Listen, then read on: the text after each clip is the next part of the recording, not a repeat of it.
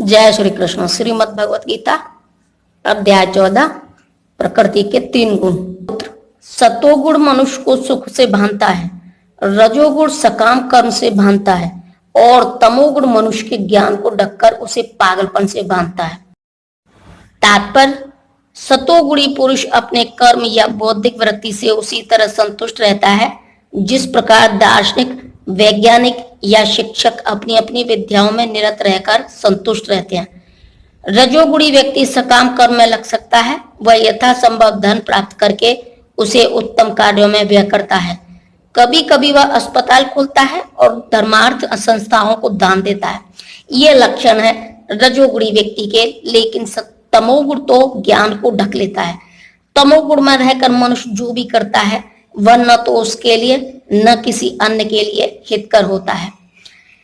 हे भरत पुत्र, कभी कभी सतोगुण, रजोगुण तथा तमोगुण को परास्त करके प्रधान बन जाता है, तो कभी रजोगुण सतो तथा तमोगुणों को परास्त कर देता है और कभी ऐसा होता है कि तमोगुण सतो तथा रजोगुण को परास्त कर देता है। इस प्रकार श्रेष्ठता के लिए निरंतर स्पर्धा चलती रहती है। तात्पर्य, जब रजोगुण प्रधान होता है तो सतो तथा तमोगुण परास्त रहते हैं। जब सतोगुण प्रधान होता है तो रजो तथा तमोगुण परास्त होते हैं। जब तमोगुण प्रधान होता है तो रजो तथा सतोगुण परास्त हो जाते हैं। यह प्रतियोगिता निरंतर चलती रहती है। अतएव जो कृष्ण भावनामृत में वास्तव में उन्नति करने का इच्छुक है उसे इन तीनों गुणों को लांघना पड़ता है। प्रकृति के किसी एक गुण की प्रधानता मनुष्य के आचरण में, उसके कार्यकलापों में, उसके खान पान आदि में प्रकट होती रहती है। इन सब की व्याख्या अगले अध्यायों में की जाएगी। लेकिन यदि कोई चाहे तो वह अभ्यास द्वारा सतोगुण विकसित कर सकता है और इस प्रकार रजो तथा तमो को परास्त कर सकता है। इस प्रकार से रजोगुण विकसित करके तमो तथा सतोगुणों को परास्त कर सकता है। अथवा कोई चाहे तो वह तमोगुण को विकसित करके रजो तथा सतोगुण को परास्त कर सकता है।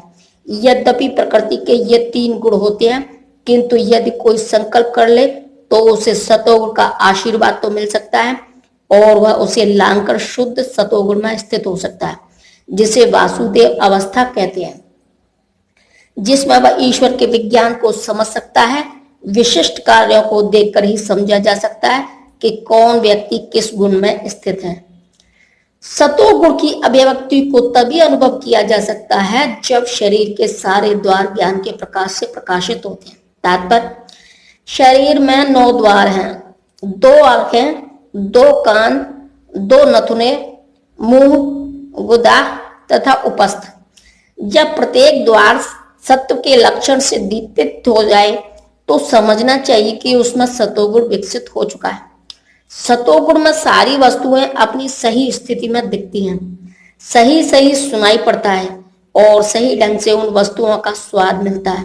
मनुष्य का अंत तथा बाह्य शुद्ध हो जाता है। प्रत्येक द्वार में सुख के और लक्षण उत्पन्न दिखते हैं और यही स्थिति होती है सत्व गुण में। हे भरतवंशियों में प्रमुख, जब रजोगुण में वृद्धि हो जाती है तो अत्यधिक आसक्ति, सकाम कर्म, गहन उद्यम तथा अनियंत्रित इच्छा एवं लालसा के लक्षण प्रकट होते हैं। तात्पर्य, रजोगुणी व्यक्ति कभी भी पहले से प्राप्त पद से संतुष्ट नहीं होता। वह अपना पद बढ़ाने के लिए लालायित रहता है। यदि उसे मकान बनवाना है तो वह महल बनवाने के लिए भरसक प्रयत्न करता है, मानो वह उस महल में सदा रहेगा।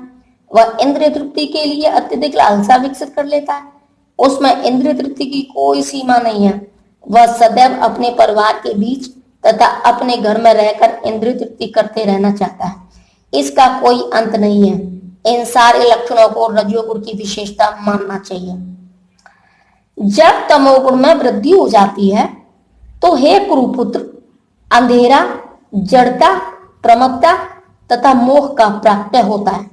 तात्पर्य, जहां प्रकाश नहीं होता वहां ज्ञान अनुपस्थित रहता है।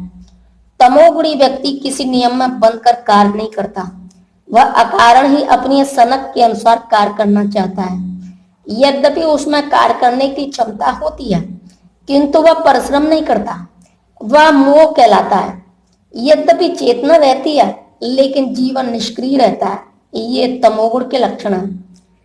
जब कोई सतोगुण में मरता है तो उसे महर्षियों के विशुद्ध उच्चतर लोकों की प्राप्ति होती है। तात्पर्य, सतोगुणी व्यक्ति ब्रह्मलोक या जनलोक जैसे उच्च लोकों को प्राप्त करता है और वहां देवी सुख भोगता है। अम्लान शब्द महत्वपूर्ण है। इसका अर्थ है रजो तथा तमोगुणों से मुक्त। भौतिक जगत में अशुद्धियां हैं, लेकिन सतोगुण सर्वाधिक शुद्ध रूप है। विभिन्न जीवों के लिए विभिन्न प्रकार के लोक हैं। लोग सतोगुण में मरते हैं, वे उन लोगों को जाते हैं जहां महर्षि तथा महान भक्तगण रहते हैं।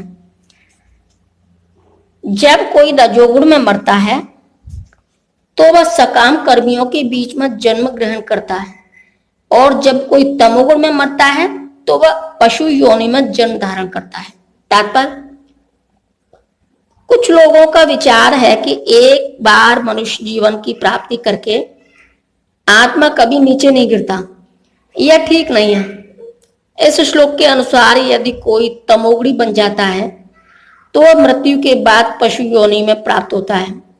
वहां से जीव को विकास प्रकरण द्वारा पुनः मनुष्य जीवन तक आना पड़ता है। अतः जो लोग मनुष्य जीवन के विषय में सचमुच चिंतित हैं, उन्हें सतोगुणी बनना चाहिए और अच्छी संगति में रहकर गुणों को लांघकर कृष्ण भावनामृत में स्थित होना चाहिए। यही मनुष्य जीवन का लक्ष्य है। अन्यथा इसकी कोई निश्चितता नहीं है कि मनुष्य को फिर से मनुष्य योनि प्राप्त हो। पुण्य कर्म का फल शुद्ध होता है और सात्विक कहलाता है, लेकिन रजोगुण में संपन्न कर्म का फल दुख होता है और तमोगुण में किए गए कर्म मूर्खता पे प्रतिफलित होते हैं। तात्पर्य, सतोगुण में किए गए पुण्य कर्मों का फल शुद्ध होता है, अतएव वे मुनिगण जो समस्त मोह से मुक्त हैं सुखी रहते हैं, लेकिन रजोगुण में किए गए कर्म दुख के कारण बनते हैं। भौतिक सुख के लिए जो भी कार्य किया जाता है उसका विफल होना निश्चित है। उदाहरणार्थ, यदि कोई गगनचुंबी प्रासाद बनवाना चाहता है तो उसके बनने के पहले अत्यधिक कष्ट उठाना पड़ता है।